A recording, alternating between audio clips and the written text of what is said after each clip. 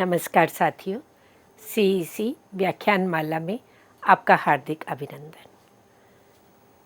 हिंदी साहित्य के कालजयी रचनाकार इस श्रृंखला के अंतर्गत हम चर्चा कर रहे हैं हिंदी के सर्वश्रेष्ठ छायावाद के आधार स्तंभ कवि जयशंकर प्रसाद। जयशंकर प्रसाद बहुमुखी प्रतिभा संपन्न कवि रहे, रचनाकार रहे। कविता के क्षेत्र में और गद्य के क्षेत्र में उन्होंने अपनी प्रतिभा का विशेष परिचय दिया। एक और जहाँ कविता के क्षेत्र में वे आंसू, झरना, लहर, कामायनी आदि रचनाएं प्रस्तुत करते हैं। कामायनी जो विश्व प्रसिद्ध रचना हुई, विश्व की श्रेष्ठ रचनाओं में जिसकी गणना की जाती है, और विषय की दृष्टि से भी और शिल्प की दृष्टि से भी अनेक नवीन प्रयोग उन्होंने अपनी काव्य रचनाओं में की है। उसी तरह से उन्होंने अपनी काव्य प्रतिभा नाटक के क्षेत्र में भी दिखाई, और नाटक के क्षेत्र में तो वे धुरी बने। इसीलिए प्रसाद पूर्व नाटककार, प्रसाद युगीन नाटककार और प्रसाद उत्तर नाटककार कहा जाता है। प्रसाद जी के नाटकों से प्रेरणा लेकर के ही परवर्ती नाटककारों ने नाटक के क्षेत्र में अग्रसर हुए। उन्होंने ऐतिहासिक नाटकों की भी रचना की, पौराणिक नाटकों की रचना भी की। अजातशत्रु, विशाखा, स्कंदगुप्त, चंद्रगुप्त, ध्रुव स्वामिनी आदि नाटकों की रचना की, और भावप्रवण कहानीकार भी रहे। अनेक कहानियों की रचना की। यद्यपि उनकी कहानी कला भी अपने आप में अनुपम है, परंतु कहानी के क्षेत्र में आलोचना जगत का उतना ध्यान नहीं गया जितना कविता और नाटक के क्षेत्र में।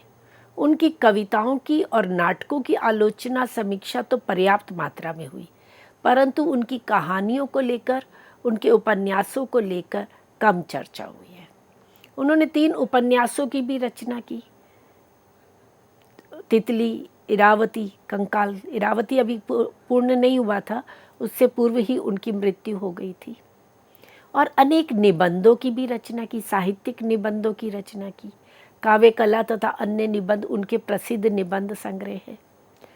और इस तरह से गद्य के क्षेत्र में और पद्य के क्षेत्र में, दोनों में ही उन्होंने अपनी प्रतिभा कौशल से साहित्य जगत में अपना एक विशेष स्थान बनाया। आज हम बात करेंगे मित्रों उनके कहानी संसार को लेकर के। जब प्रसाद जी कहानी जगत में आए, कहानी लेखन उन्होंने प्रारंभ किया, तो वह समय प्रेमचंद युगीन कहानी का था। हिंदी कहानी, हिंदी साहित्य में कहानी की बात करें तो वे एक तरह से विकास युग था। भारतेंदु युग में कहानी लेखन प्रारंभ हो गया था, पर वो प्रारंभिक चरण था, वो अब उसके अपनी शिशु अवस्था में था। पर प्रेमचंद युग में आकर के कहानी जो है विकास की ओर बढ़ती है। और इस काल में हमें कहानी के क्षेत्र में 2 धाराएं स्पष्ट रूप से दिखाई देती हैं। एक धारा थी यथार्थवादी दृष्टिकोण से, जीवन के व्यावहारिक पक्ष को लेकर विकसित होने वाली, जिसका नेतृत्व प्रेमचंद कर रहे थे। उन्होंने यथार्थवादी दृष्टिकोण से ग्रामीण परिवेश को केंद्र में रखते हुए कहानियों की रचना की। उनकी 300 के लगभग कहानियाँ जो मानसरोवर के 8 भागों में संग्रहित हैं। ग्रामीण परिवेश को, सामाजिक समस्याओं को, समाज सुधार से संबंधित समस्याओं को उन्होंने केंद्र में रखा, और इस परंपरा का अनुसरण किया सुदर्शन, विश्वंभरनाथ शर्मा कौशिक, चंद्रधर शर्मा गुलेरी आदि कहानीकारों ने। और इसी के समकालीन, इसी के बराबर दूसरी जो काव्य धारा कहानियों में जो धारा थी, वह थी आदर्श प्रधान प्रवृत्ति से प्रेरित भाव सत्य को लेकर विकसित हुई धारा। और इस धारा का नेतृत्व प्रसाद जी कर रहे थे। वे एक आदर्श भारतीय संस्कृति का, भारत के गौरव का, देश प्रेम का एक आदर्श सामने रखते हुए, एक सांस्कृतिक राष्ट्रवाद को सामने रखते हुए कहानियों की रचना करते हैं। और इनकी धारा का अनुसरण किया चंडी प्रसाद हृदयेश ने, राजा राधिका रमन प्रसाद सिंह ने। तो इस तरह से दो धाराएं पैरेलल रूप में साथ साथ चल रही थी। एक के पुरोधा प्रेमचंद थे तो दूसरे के पुरोधा प्रसाद थे। यद्यपि प्रसाद जी ने भी यथार्थवादी दृष्टिकोण से कहानियाँ लिखी, परंतु उनका जो मूल लक्ष्य था वह आदर्श प्रेरित था।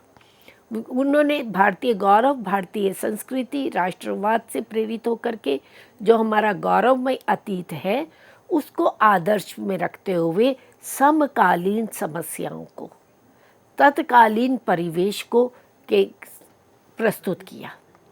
तो अब हम बात करें मित्रों कि जयशंकर प्रसाद जी के कौन कौन से कहानी संग्रह हैं। उनका जो पहला कहानी संग्रह है वह है छाया, और इसके दो संस्करण निकले। पहला संस्करण 1912 में प्रकाशित हुआ और इसमें 5 कहानियाँ संग्रहित थी। ग्राम, चंदा, रसिया बालम, मदन मृणालिनी और तानसेन। इनमें से अधिकांशतः प्रेम संबंधों को लेकर के, प्रेम पर आधारित ये कहानियाँ थी। ये प्रारंभिक पहला ही इनका संस्करण है। और इसी छाया कहानी संग्रह में ही जब द्वितीय संस्करण प्रकाशित हुआ 1918 में, तो उसमें 11 कहानियाँ संकलित थी। 5 पहले संकलन की कहानियाँ और 6 नई कहानियाँ उसमें जुड़ी। जो 6 नई कहानियाँ जुड़ी वह थी शरणागत, सिकंदर की शपथ, चित्तौड़ उधार, अशोक, जहाँ नारा, गुलाम।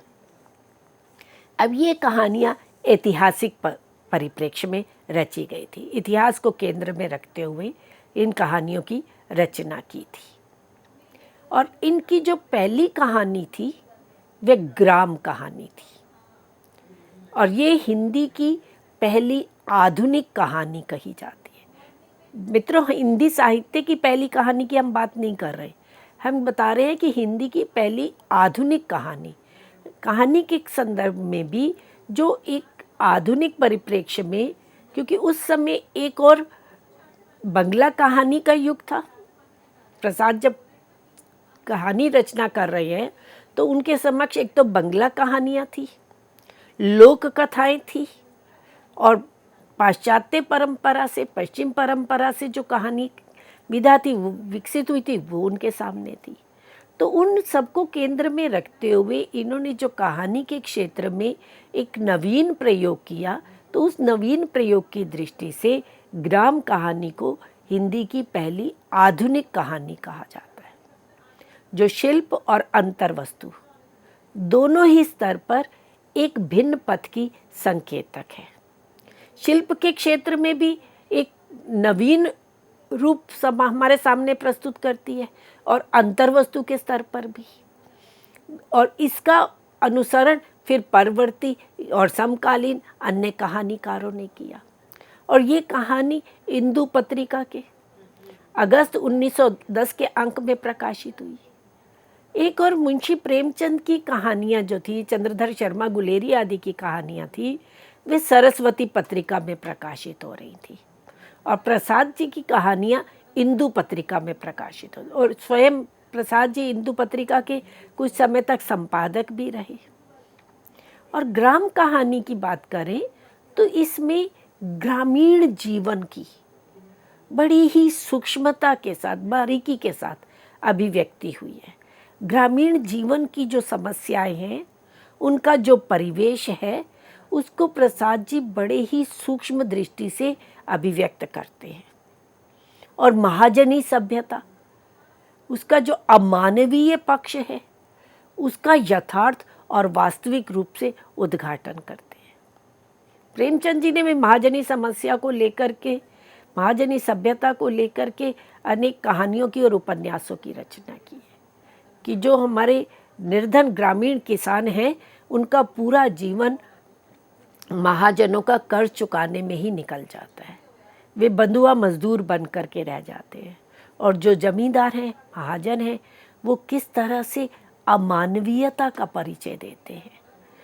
पीढ़ियों से वे इस जो किसान है, उनकी किसान ने लोन लिया है, कर्ज लिया है, तो उसका बेटा, बेटे का बेटा, वो पूरा कर्ज चुकाने में ही उनका जीवन निकल जाता है और वे बंधुआ मजदूर बन कर के रह जाते हैं। तो उस महाजनी सभ्यता का यथार्थ और वास्तविक रूप में उद्घाटन हमें इस ग्राम कहानी में देखने को मिलता है। जहाँ तक हम इनके छाया कहानी संग्रह की बात करें, जैसा कि अभी मैंने कहा कि उसमें कुछ तो प्रेम कहानियाँ हैं और कुछ उसमें ऐतिहासिक परिप्रेक्ष्य में रचित कहानियाँ हैं, और इन कहानियों में मानवीय प्रेम, करुणा, वीरता, अहिंसा आदि मूल्यों की प्रतिष्ठा की गई है। तो पहला कहानी संग्रह था, तो शिल्प की दृष्टि से उसमें प्रौढ़ता का अभाव है, उसमें उतनी कलात्मकता नहीं दिखाई देती जो उनकी परवर्ती कहानी संग्रह में दिखाई देती है। और कहानी के विषय में प्रसाद जी का अपना एक दृष्टिकोण रहा, उनकी अपनी एक मान्यता रही, और छाया कहानी संग्रह जब उन्होंने तैयार किया तो उसकी जो भूमिका थी, उस भूमिका में वे कहानी विषयक अपनी मान्यता को प्रस्तुत करते हैं। वहाँ वे कहते हैं कि छोटी छोटी आख्यायिका में किसी घटना का पूर्ण चित्र नहीं खींचा जा सकता, परंतु उसकी यह अपूर्णता कलात्मक रूप में उसकी सबलता ही बन जाती है, क्योंकि वह मानव हृदय को अर्थ के विभिन्न आयामों की ओर प्रेरित कर जाती है। आख्यायिका उन्होंने कहानी के लिए प्रयुक्त किया है कि कहानी छोटी सी होती है और उसमें किसी घटना का पूरा चित्र तो प्रस्तुत नहीं किया जा सकता, परंतु फिर भी ये जो अपूर्णता है वह भी अपनी कलात्मकता में सबल बन जाती है, और कहानी जो है वो सीधे पाठक के हृदय को स्पर्श करती है, पाठक उस भाव से सम्मिलित हो जाता है। तो इसलिए उस कहानी की जो कलात्मकता है वे उसकी अंतर वस्तु को और अधिक सबल बना देती है। अब हम बात करते हैं उनके दूसरे कहानी संग्रह पर। दूसरा कहानी संग्रह था प्रतिध्वनि, जो 1926 में प्रकाशित हुआ। 15 कहानियों का संग्रह है। इस सहयोग, पत्थर की पुकार, उस पार का योगी, करुणा की विजय, खंडहर की लिपि आदि अनेक कहानियों का संग्रह है ये। और प्रतिध्वनि कहानी संग्रह की कहानियाँ अतीत की भव्य कल्पनात्मक पृष्ठभूमि पर आधारित है। अतीत का विषय लिया है उन्होंने और अतीत को वर्तमान से जोड़ा है, और किस तरह से जोड़ा है, अपनी कल्पना शक्ति के द्वारा। और इन कहानियों में भावपरकता भी है, रसात्मकता भी है और चिंतनशीलता भी है। इस कहानी संग्रह की सभी कहानियों में यथार्थ का चित्रण है। पूरा यथार्थ, एक परिवेश, पात्रों की मनोभूमि यथार्थ रूप में चित्रित की गई है। और इस संग्रह की कहानियों में प्रसाद ने विशेष रूप से शोषक वर्ग द्वारा किए गए अत्याचारों का, उनके निष्ठुर व्यवहार का वर्णन किया है। जमींदार वर्ग, धनी वर्ग, महाजन आदि वे शोषक वर्ग थे, मिल मालिक, मजदूर आदि, और वो किस तरह से किसानों का, श्रमिकों का शोषण कर रहे थे, उन पर अमानवीय अत्याचार कर रहे थे। और देखिए, प्रसाद जी ने भी शोषक वर्ग के द्वारा किए गए अत्याचारों का वर्णन किया है और शोषितों की पीड़ा का वर्णन भी किया है। और प्रेमचंद भी कर रहे थे। प्रेमचंद के यहाँ वही पात्र जो शोषित पात्र हैं, चाहे वो किसान हैं, चाहे वे मजदूर हैं, श्रमजीवी हैं, वे सभी उस पीड़ा को सहने के इतने आदी होते हैं कि वे उसे अपनी नियति मान बैठते हैं। परंतु प्रसाद जी उस नियति से आगे बढ़ते हैं। वे अपनी कहानियों में शोषित वर्ग के आक्रोश की अभिव्यक्ति करते हैं कि कोई भी जो पीड़ित व्यक्ति है, वे अत्याचार को सहन करने की एक सीमा होती है, और उस अत्याचार को सहन करते करते उसके मन में इतना विद्रोह का भाव आ जाता है कि वे आक्रोश, जो उसके भीतर का आक्रोश है, वे अभिव्यक्त हो जाता है। और ये अभिव्यक्ति प्रसाद अपनी कहानियों में करते हैं। जैसे पत्थर की पुकार कहानी है एक उनकी, और उस कहानी में संवाद है कि जो शोषित व्यक्ति है वह धनी व्यक्ति से कहता है कि आप लोग अमीर आदमी हैं, अपनी कोमल श्रवणेंद्रियों से पत्थर का रोना, लहरों का संगीत, पवन की हंसी इत्यादि कितनी सूक्ष्म बातें सुन लेते हैं और उसकी पुकार में दत्तचित्त हो जाते हैं, करुणा से पुलकित होते हैं। किंतु क्या कभी दुखी हृदय के नीरव क्रंदन को भी अंतरात्मा की श्रवणेंद्रियों को सुनने देते हैं, जो करुणा का काल्पनिक नहीं किंतु वास्तविक रूप है।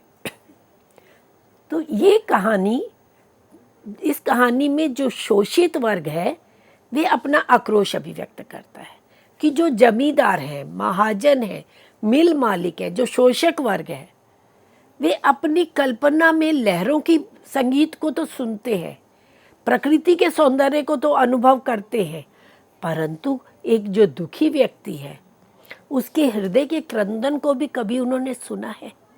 तो ये उसकी पीड़ा जो है वो आक्रोश के रूप में अभिव्यक्त हुई है।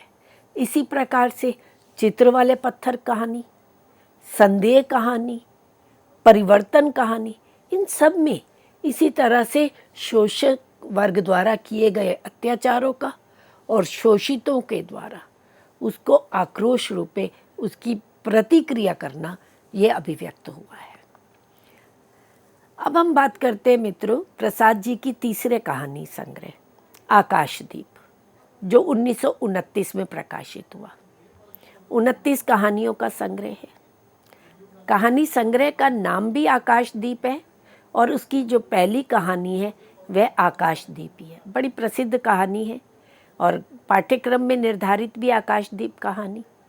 ममता, स्वर्ग के खंडहर में, चूड़ीवाला, ज्योतिषमती, भिखारिन, प्रतिध्वनि, देवदासी, कला, हिमालय का पथिक आदि कहानियाँ इस संग्रह में संग्रहित हैं। इन कहानियों में से आकाशदीप कहानी की बात करें या कला कहानी की बात करें, प्रतिध्वनि कहानी की बात करें, तो ये कहानियाँ ऐतिहासिक परिप्रेक्ष्य में वर्तमान संदर्भों को अभिव्यक्त करने वाली हैं, उसे चित्रित करती हैं। और इसमें ऐतिहासिक 3 कहानियाँ भी हैं। आकाशदीप ऐतिहासिक कहानी है, बंधु वर्मा को केंद्र में रखकर लिखी गई है। ममता कहानी, स्वर्ग के खंडहर, ये 3 ऐतिहासिक कहानियाँ कहलाती हैं। और जो प्रारंभिक कहानी संग्रह थे उनसे आगे बढ़ते हुए इस तीसरे कहानी आकाशदीप तक आते आते प्रसाद जी की कहानी कला का पूर्ण विकास दिखाई देता है। यहाँ उनकी कहानी कला एक प्रौढ़ता को प्राप्त होती हुई दिखाई देती है। काल्पनिक चित्रण भी है, नाटकीयता भी है, संवेदनशील वातावरण का चित्रण भी है, मानवीय मन की जटिलताओं का, भाव संघर्ष का बड़ी ही सूक्ष्मता से चित्रण किया गया है। प्रत्येक पात्र की जो भावनाएं, मन की जो उनकी जटिलताएं थी, उनमें जो भावों का अंतर्द्वंद्व चलता है उसका बड़ी सूक्ष्मता से चित्रण करते हैं। आप भिखारिन का कहानी देख लीजिए, चूड़ी वाला कहानी देखिए, देवदासी कहानी देखिए, ममता कहानी देखिए। इन सभी कहानियों में पात्रों का जो अंतर्द्वंद्व है वह चित्रित हुआ है और बड़े ही सजीव रूप में। और मनोवैज्ञानिक दृष्टि से जो मानवीय मन की जटिलताएं हैं, उन जटिलताओं का प्रसाद जी ने बड़ी सूक्ष्मता से चित्रण किया है। इसी तरह से उनका अगला काव्य कहानी संग्रह है आंधी, जो 1931 में प्रकाशित हुआ। और प्रसाद जी की सर्वश्रेष्ठ कहानियाँ, जयशंकर प्रसाद की चर्चित कहानियाँ, इस नाम से भी अनेक कहानी संग्रह प्रकाशित हुए हैं, जिनमें उनकी जो प्रसिद्ध कहानियाँ हैं वे संग्रहित किए। जो विभिन्न काव्य कहानी संग्रहों में संग्रहित थी उनका इकट्ठा करके जयशंकर प्रसाद की सर्वश्रेष्ठ कहानियाँ या जयशंकर प्रसाद की चर्चित कहानियाँ नाम से प्रकाशित हुई हैं। तो जो आंधी कहानी संग्रह है, इसमें आंधी, मधुआ, घीसू, दासी, बेड़ी, व्रतभंग, ग्राम गीत, विजया, नीरा, पुरस्कार, इन कहानियों का संग्रह है। इनमें अधिकांश कहानियाँ यथार्थवादी कहानियाँ हैं। शोषित वर्ग के मनस्थिति का, उनकी त्रासदी का चित्रण है। मधुआ देख लीजिए, घीसू कहानी देख लीजिए, दासी कहानी देख लीजिए, नीरा कहानी देख लीजिए। इन सब में यथार्थ चित्रण है। वह पात्र की जो मनस्थिति है, उसका जो अंतर्द्वंद्व है, वे यथार्थ रूप में बड़ी सूक्ष्मता से प्रसाद जी चित्रित करते हैं। और इस कहानी संग्रह की विशेषताएं जो है, जैसे कि अभी मैंने बात की कि वे यथार्थवादी भूमि पर आधारित है। और इन कहानियों में जैसे मधुआ कहानी की हम बात करें, मधुआ कहानी में मधुआ एक निर्धन बालक है, अनाथ बालक है, उसका कोई साथी नहीं है और उसको 2 समय का भोजन तक उपलब्ध नहीं है।